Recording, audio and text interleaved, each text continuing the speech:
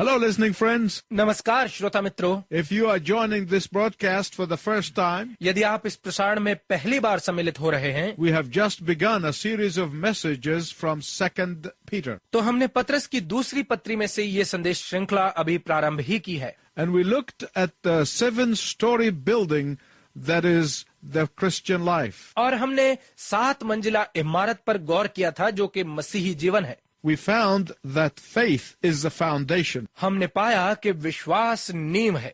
Here are the 7 stories. ये हैं वो 7 मंजिलें। First, virtue, पहली सद्गुण, then knowledge, फिर ज्ञान, then self-control, फिर संयम, then perseverance, फिर धैर्य, then godliness, फिर भक्ति, then brotherly love. फिर भाईचारे का प्रेम, Finally, Peter adds divine love. और अंत में पत्रस इसमें ईश्वरीय प्रेम को मिलाता है। Next, Peter tells us that now we know what to do, we must do it. अगली बात पत्रस हमसे कहता है कि अब हमें पता चल गया है कि हमें क्या करना है, तो हम इसे करें। If you have your Bible with you, please turn to 2 Peter chapter 1, verses 10 to 21.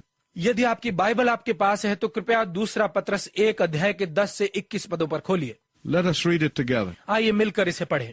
इस कारण हे भाइयों, अपने बुलाए जाने और चुन लिए जाने को सिद्ध करने का भली भांति यत्न करते जाओ, क्योंकि यदि ऐसा करोगे तो कभी भी ठोकर न खाओगे। वरन इस रीति से तुम हमारे प्रभु और उद्धारकर्ता यीशु मसीह के अनंत राज्य में बड़े आदर के साथ प्रवेश करने पाओगे।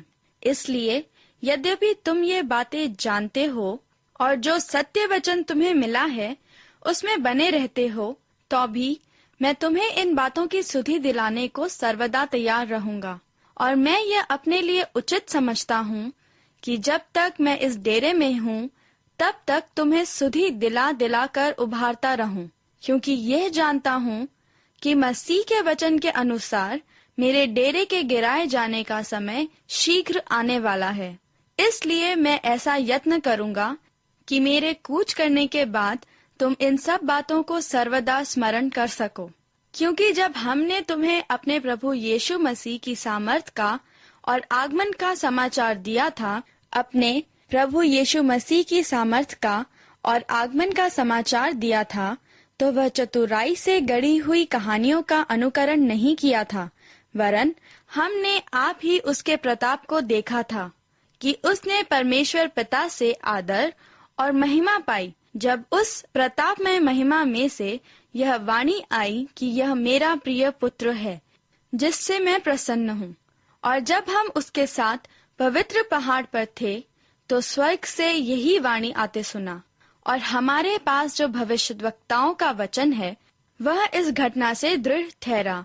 और तुम यह अच्छा करते हो जो यह समझकर उस पर ध्यान करते हो कि वह एक दिया है जो अंधियारे स्थान में उस समय तक प्रकाश देता रहता है जब तक कि पौ न फटे और भोर का तारा तुम्हारे हृदयों में न चमक उठे। पर पहले ये जान लो कि पवित्र शास्त्र की कोई भी भविष्यवाणी किसी के अपने ही विचारधारा के आधार पर पूर्ण नहीं होती, क्योंकि कोई भी भविष्यवाणी मनुष्य की इच्छा से कभी नहीं हुई, पर भक्तजन पवित्र आत्मा के द्वारा उभारे जाकर परमेश्वर की ओर से बोलते थे। I want to begin by telling you about an experiment that 2 social scientists went through. मैं आपको एक ऐसे प्रयोग के बारे में बताते हुए प्रारंभ करना चाहता हूँ जो 2 सामाजिक विज्ञानियों ने मिलकर किया। These 2 social scientists went to a class of young school children to spend several weeks doing their experiment. ये दोनों सामाजिक विज्ञानी जवान स्कूली बच्चों के एक कक्षा में गए जहां उन्हें कई सप्ताहों तक अपना प्रयोग करना था। They sat in the back of the classroom with a stopwatch. वो कक्षा में सबसे पीछे अपनी काल मापक घड़ी लेकर बैठ गए।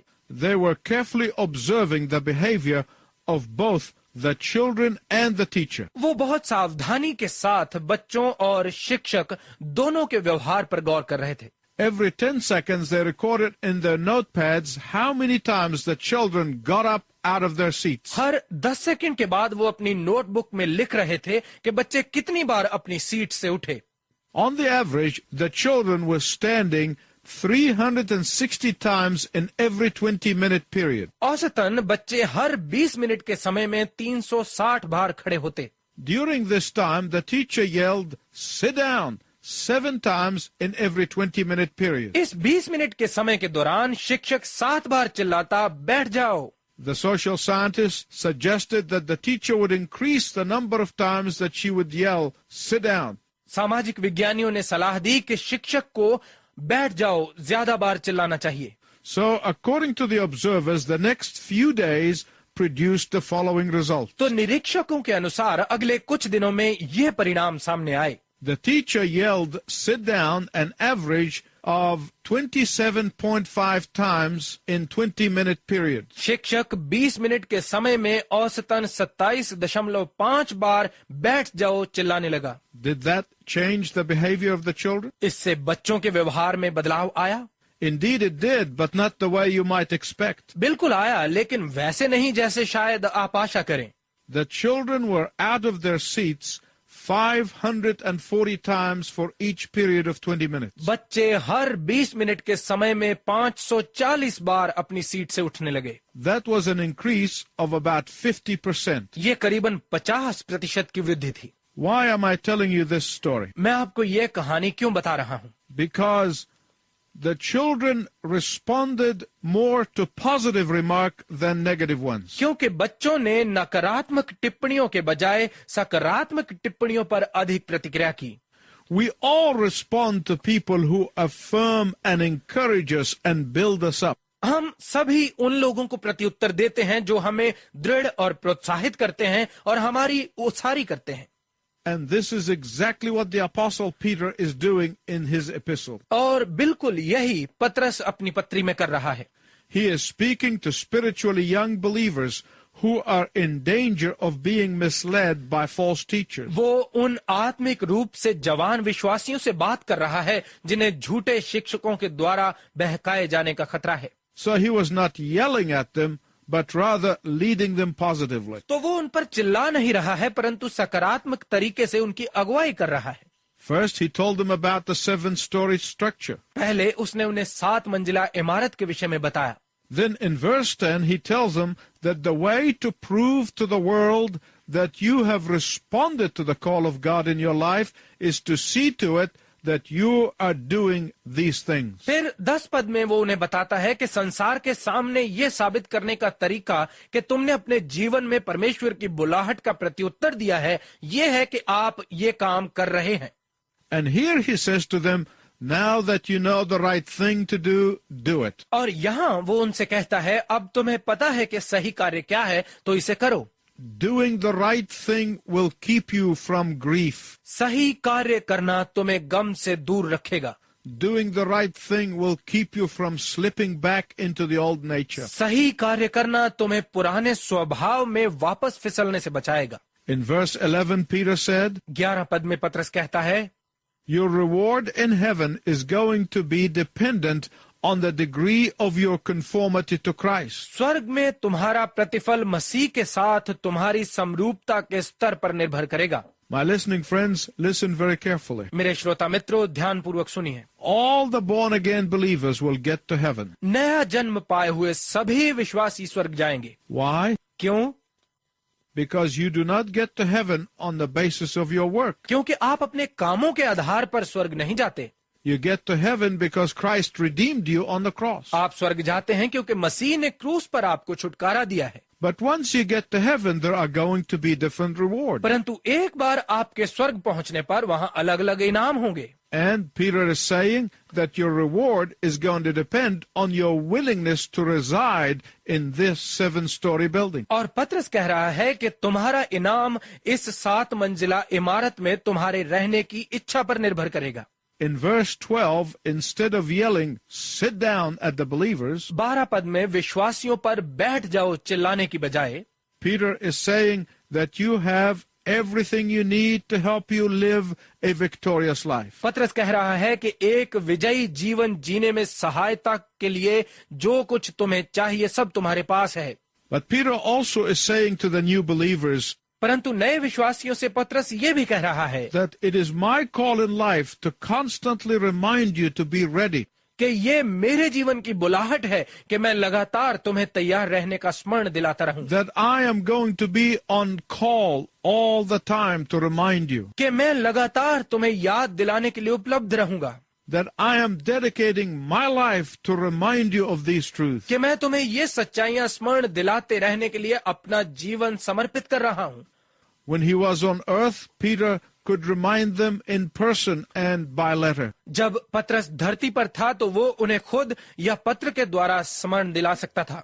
Peter now reminds us through the scripture. अब पतरस हमें वचन के द्वारा स्मरण दिलाता है। In verse 10, Peter tells believers that living in these truths will keep them from stumbling. 10 पद में पतरस विश्वासियों को बता रहा है कि इन सच्चाइयों में जीना उन्हें ठोकर खाने से बचाएगा। Do you know how we stumble in our Christian life? क्या आप जानते हैं कि अपने मसीही जीवन में हम ठोकर कैसे खाते हैं? We stumble when we are not paying attention to where we're stepping. हम ठोकर तब खाते हैं जब हम पैर रखने की जगह पर ध्यान नहीं देते। We stumble when we become preoccupied with other things and pay no attention to where we're going. हम ठोकर खाते हैं जब हम दूसरी बातों में ध्यान मग्न होकर इस बात की ओर कोई ध्यान नहीं देते कि हम कहाँ जा रहे हैं। Next, in verse 12, अगले 12 पद में Peter is saying, पतरस कह रहा है, I made it my life's goal to encourage you and to lift you up. तुम्हें प्रोत्साहित करना और तुम्हें उभारना मैंने अपने जीवन का लक्ष्य बना लिया है। Peter is saying, I am here to gently remind you, to positively affirm you. पतरस कह रहा है, मैं तुम्हें नम्रता से स्मरण दिलाने और सकारात्मक तरीके से दृढ़ करने के लिए यहाँ हूँ। Peter says, do what you already know you ought to do. पतरस कहता है, तुम वो करो जो तुम जानते हो कि तुम्हें करना आवश्यक Here है। Peter comes to the matter of accountability. यहाँ पतरस जिम्मेवारी के मसले पर आ जाता है And the secret of accountability is love. और जिम्मेवारी का रहस्य है प्रेम। When I know that you love me, जबकि मुझे पता है कि तुम मुझसे प्रेम करते हो, and when I know that your desire for me is my success, और जबकि मैं जानता हूँ कि तुम मेरे लिए सफलता की कामना करते हो, then it is a joy for me to be accountable to you. तो तुम्हारे प्रति जिम्मेवार होना मेरे लिए आनंद की बात है। When I know that you want the best for me, जबकि मुझे पता है कि तुम मेरे लिए उत्तम चाहते हो, there is nothing that you are going to say to me that will hurt my feelings. तो तुम मुझसे ऐसा कुछ नहीं कहोगे जिससे मेरी भावनाओं को ठेस पहुंचे। My listening friends, especially fathers and mothers, please listen to this very carefully. मेरे श्रोता मित्रों, खासकर माता पिताओं, कृपया इसे बहुत ध्यानपूर्वक सुनिएगा। When your children know and experience your love, जब आपके बच्चे आपके प्रेम को जानते और महसूस करते रहते हैं, they will be delighted to be accountable to you. तो वो आपके प्रति जवाबदेही में आनंदित होंगे। When you affirm and encourage your children, जब आप अपने बच्चों को प्रोत्साहित और दृढ़ करते रहते हैं, and when you are genuinely and positively reminding them of what they already know, और जब आप उचित ढंग से और सकारात्मक तरीके से उन्हें वो स्मरण दिलाते रहते हैं जो वो पहले से जानते हैं, they will respond. तो वो प्रत्युत्तर देंगे। It is the same thing with husbands and wives. पति और पत्नियों के साथ भी ऐसा ही है। When you affirm your spouse instead of nagging them, जब आप अपने साथी को नुक्ताचीनी करने के बजाय दृढ़ करते हैं, when you positively and lovingly uplift your spouse when he or she is down, जब आप अपने पति या पत्नी की निराशा के वक्त प्रेम से और सकारात्मक रूप से उन्हें उभारते हैं, even when you must firmly remind them to do what they already know what they're supposed to do, चाहे जब आपको उन्हें कठोरता से भी वो स्मरण दिलाना पड़े जो वो जानते हैं कि उन्हें करना है, they will be glad to respond back to you in positive way. तो वो सकारात्मक तरीके से आपको उत्तर देने में आनंदित महसूस करेंगे। Why is Peter so sensitive and persistent in motivating these spiritually young believers not to follow false teachers? पतरस आत्मिक रूप से जवान विश्वासियों को झूठे शिक्षकों के पीछे न चलने की शिक्षा देने में इतना संवेदनशील और निरंतर क्यों लगा हुआ है? It is because he knows from his own personal experience, he knows failure and restoration. ये इसलिए है क्योंकि वो अपने व्यक्तिगत अनुभव से ये जानता है, वो असफलता और बहाली जानता है। Peter knew what it was like when Jesus so lovingly yet firmly restored him from his failure. पतरस जानता था कि वो कैसा अनुभव था जब प्रभु यीशु ने प्रेम से लेकिन दृढ़ता से उसे उसकी असफलता से पुनर्बहाल किया था।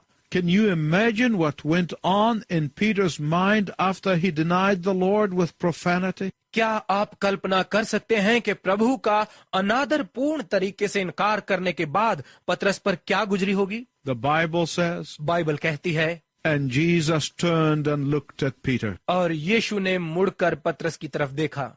You can imagine how bad Peter must have felt. आप कल्पना कर सकते हैं कि पतरस ने कितना दुख महसूस किया होगा। Judas betrayed Jesus and then he ended his own life. यहूदा ने यीशु के साथ छल किया और फिर खुद अपना जीवन समाप्त कर लिया। But Peter did not end his own life like Judas. परंतु पतरस ने यहूदा की तरह अपना जीवन समाप्त नहीं किया। The difference between Judas and Peter पतरस और यहूदा में अंतर is that Peter had finally developed humility and the willingness to be restored. यह है कि अंत में पतरस ने दीनता और वापसी की इच्छा को विकसित कर लिया। Therefore, Peter is concerned for all believers that they must not only start well, इसलिए पतरस सभी विश्वासियों के लिए चिंतित है कि उन्हें न केवल अच्छी शुरुआत करनी है, but they also must finish well. परंतु उन्हें अच्छी समाप्ति करना भी आवश्यक है। You may be a person who has denied the Lord in your business dealings. शायद आप ऐसे व्यक्ति हैं जिसने अपने व्यवसायिक लेन देन में प्रभु का इनकार किया है। You may be a person who has denied the Lord in your moral conduct. आप ऐसे व्यक्ति हो सकते हैं जिसने अपने नैतिक आचरण में प्रभु का इनकार किया है। You may be a person who has denied the Lord in betraying your marriage vows. आप शायद ऐसे व्यक्ति हो जिसने अपने विवाह की प्रतिज्ञाओं के साथ विश्वासघात करते हुए प्रभु का इनकार किया है। You may be a person who has denied the Lord by belittling others. आप ऐसे व्यक्ति हो सकते हैं जिसने दूसरों को छोटा करते हुए प्रभु का इनकार किया है। You may be a person who has denied the Lord in bitterness and boiling hatred and anger. आप ऐसे व्यक्ति हो सकते हैं जिसने कड़वाहट, उबलती हुई घृणा और क्रोध में प्रभु का इनकार किया है। You may be a person who has denied the Lord in jealousy and revenge. आप ऐसे व्यक्ति हो सकते हैं जिसने जलन और प्रतिशोध में प्रभु का इनकार किया है। And deep down you are carrying these burdens. और अंदर गहराई में आप ये बोझ उठाए घूम रहे हैं।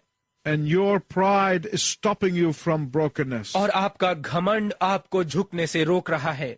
And your pride is stopping you from confession. और आपका घमंड आपको इकरार करने से रोक रहा है। And your pride is stopping you from restoration. और आपका घमंड आपको पुनः बहाली से रोक रहा है। I want you to ask the Lord who restored Peter मैं चाहता हूं कि आप प्रभु से कहें जो पतरस को वापस ले आया and turned him into loving, persistent, consistent exhorter. और उसे एक प्रेमी, दृढ़, लगातार उन्नति करने वाले व्यक्ति में तब्दील कर दिया, to do the same thing for you. और आपको भी ऐसा ही बनाने के लिए।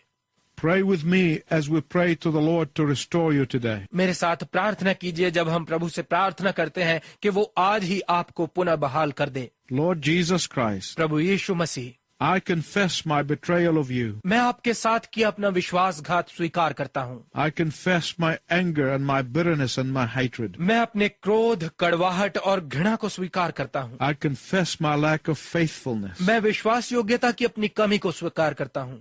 Forgive me for your sake. अपने कारण मुझे क्षमा कर दीजिए। Restore me for your work आपके काम के लिए मुझे वापस ले आइए and for your glory. और आपकी महिमा के लिए। Amen. आमीन।